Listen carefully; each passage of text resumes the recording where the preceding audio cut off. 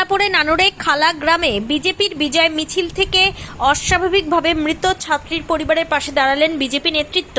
রাজ্যে পালা বদলের পর বীরভূমের নানুরে চারকল গ্রাম অঞ্চলের খালা গ্রামের তৃণমূল গড়ে মঙ্গলবার দুপুরে কয়েক হাজার বিজেপি কর্মী সমর্থকদের উপস্থিতিতে আয়োজিত হয়েছিল বিজয় মিছিল।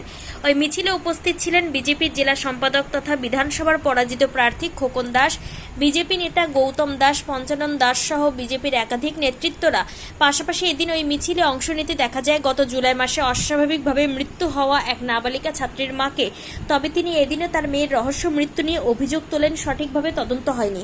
জানা গিয়েছে এলাকায় সুশাসনের লক্ষ্যে ও শান্তির পরিবেশ বজায় রাখতে এলাকার সকল স্তরের মানুষদের নিয়ে এই বিজয় মিছিলের আয়োজন করা হয়। মিছিল শেষে বিজেপি নেতা খোকন দাস বলেন, এই খালা গ্রামকে মিনি পাকিস্তান বানিয়ে রাখা হয়েছিল। এখানে প্রশাসনের আইন ছিল না, শাসকের আইন ছিল। এছাড়াও এই গ্রামের এক নাবালিকা ছাত্রীকে গত জুলাই মাসে নির্মমভাবে হত্যা করা হয়েছিল। এই নিয়ে আন্দোলন করা হলেও পরিবারের সদস্যদের ভয় দেখিয়ে কোনো অভিযোগ করতে দেয়নি শাসক দলের নেতারা। এই ঘটনায় ফের পুনঃ তদন্ত শুরু করার জন্য অভিযোগ জানানো হবে পুলিশের কাছে। প্রসঙ্গত, গত জুলাই মাসে অস্বাভাবিকভাবে রহস্য মৃত্যু হয় ওই এলাকার এক নাবালিকা স্কুল ছাত্রীর। পরে উদ্ধার হয়েছিল পচাগলা দেহ। এই ঘটনার পরে ফরেনসিক তদন্তের পর পুলিশ জানায় আত্মহত্যা করেই ওই ছাত্রীর মৃত্যু হয়। আর যা নিয়ে রীতিমতো জলঘোলা তৈরি হয় এলাকাবাসীর মধ্যে। এই নিয়ে মৃত নাবালিকার মা বলেন, আমার মেয়ে আত্মহত্যা করেনি, তাকে হত্যা করা হয়েছে। সেই সময় তদন্ত প্রক্রিয়া পুরোটাই ধামাচাপা দেওয়া হয়েছে কাজল শেখের মদতে। ফের এই ঘটনার তদন্তের দাবি জানান তিনি। নানুর থেকে অনুকূল গড়াইয়ের report, crime press Bengal news. BJP বলে কোনো কার্যকর্তা বা কোনো অস্তিত্ব দেখা যেত না, এবং সেই গ্রামেই আজকে দেখা গেল হাজার হাজার মানুষ তারা গেরুয়া আবির মেখে বিজয় উল্লাস করছে। দেখুন, এটা মিনি পাকিস্তান বানিয়ে রেখেছিল এবং সেখানে আমরা বারবারই বলেছিলাম যে এখানে শাসকের আইন চলছে এবং মাননীয় সর্বোপরি সুপ্রিম কোর্টও বলেছিলেন, হাইকোর্টও বলেছেন যে এখানে শাসকের আইন চলছে। এখানে কোনো গণতন্ত্র চলেনি। তৃণমূল কংগ্রেসের আমলে এখানকার মানুষ সেই শিকার হয়েছে। সর্বোপরি আমাদের এই খালা গ্রামের একজন নাবালিকা বোন আমার এখানে তাকে নির্মমভাবে তাকে ধর্ষণ করে তাকে মাটিতে পুঁতে দেওয়া হয়। তার অর্ধগল পচা দেহ উদ্ধার হলে সেই বিষয় নিয়ে যখন আমরা আন্দোলন করি, তার পরিবারের কোনো সদস্যই, তার মা বাবা কেউই ভয়ে কমপ্লেন করতে পারেনি।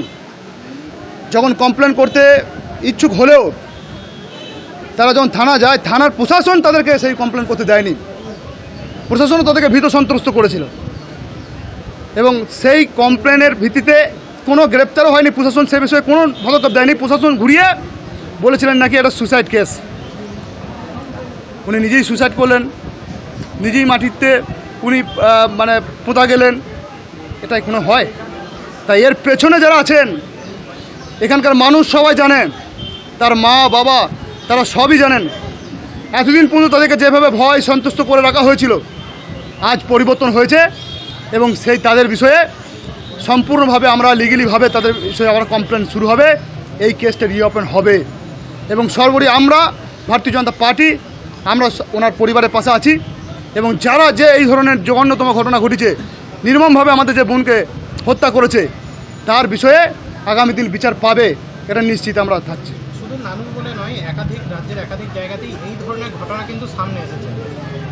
সেটা নিয়ে কীভাবে দেখছেন আপনারা দেখেছেন, যেখানে বিজেপি সরকার গঠন হয়েছে, যেখানে বিজেপি সরকার প্রতিষ্ঠা হয়েছে, সেখানে গুন্ডারাজ, মাফিয়ারাজ খতম হয়েছে এবং মা বোনেরা সুরক্ষিতভাবে সেখানে নিশ্চিতভাবে তারা নিজেরা জীবনযাপন করছে, ঘুরে বেড়াচ্ছে। এখানেও হবে। যারা যারা বিগত দিনে যারা এই ধরনের ঘটনা ঘটেছেন, আপনারা তো সামনেই দেখলেন আরজিকর ঘটনার বিষয় নিয়ে বড় বড় 3টে IPS অফিসারকে সাসপেন্ড করা হয়েছে। যারা যারা এই বিষয়ে যারা যুক্ত ছিলেন, বিগত দিনে যারা এই ধরনের ঘটনা ঘটেছেন এবং প্রশাসন থেকে শুরু করে যারাই ঘটেছেন, তাদের সবাই কি ওই জেলে থাকতে হবে এটা নিশ্চিত থাকুন, কারণ পশ্চিমবঙ্গে সুশাসন স্টার্টিং শুরু হয়েছে।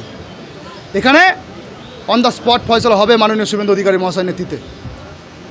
আজকে কি ওই পাপুরি গ্রামে ওই মহিলার বাড়িতে গিয়েছিলেন, নাবালিকার বাড়িতে? ওনার খালা গ্রামে ওনার পরিবারের ওনার মা আমাদের সঙ্গে আছেন। ওনার মাকে আমরা এই গ্রামে অনেকদিন ঢুকতে পারেননি, আমাদের কার্যকর্তারা ওনাকে বলে ওনাকে গ্রামে আনা হয়েছে। অন্তত গ্রামে শান্তিপূর্ণ উনি বসবাস করবেন এবং প্রশাসনও সেটা উনি দেখছেন নিশ্চিতভাবে আমরা এই কেসটার ব্যাপার নিয়ে আমরা আগামী দিনে এগিয়ে যাব। যারা যারা এই ঘটনা ঘটেছে তাদের কেউ কি ছাড়া যাবে না, এটা নিশ্চিত থাকবে।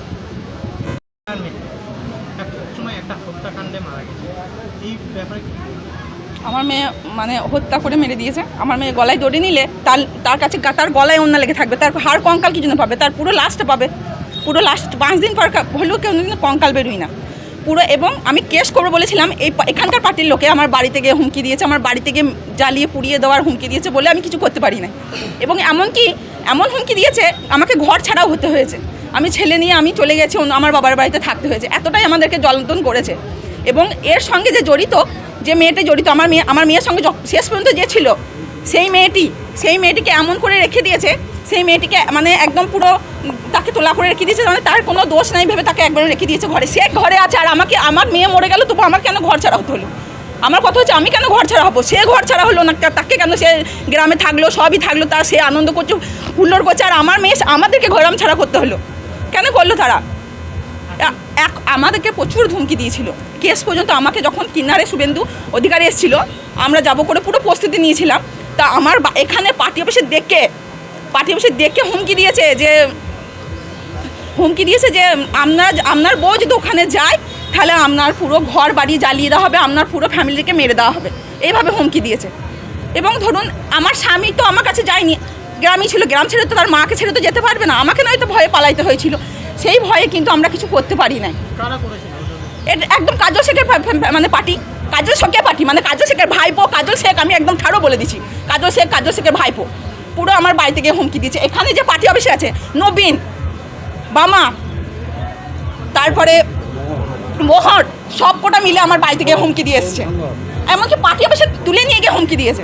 এখন কি এটা আপনারা কেস করবেন না? হ্যাঁ অবশ্যই, যদি ইনি সাহায্য করেন নিশ্চয়ই আমি কেস করবো। আমি শেষ দেখতে চাই, আমার মেয়ের বিচার চাই। এবং যে মেয়েটা এর সঙ্গে শেষ পর্যন্ত ছিল তাকে পুরো জেরা করলি সব বেরোবে। কিন্তু সেই সময় তার মেয়ের কোনো নাম উল্লেখ করে নাই।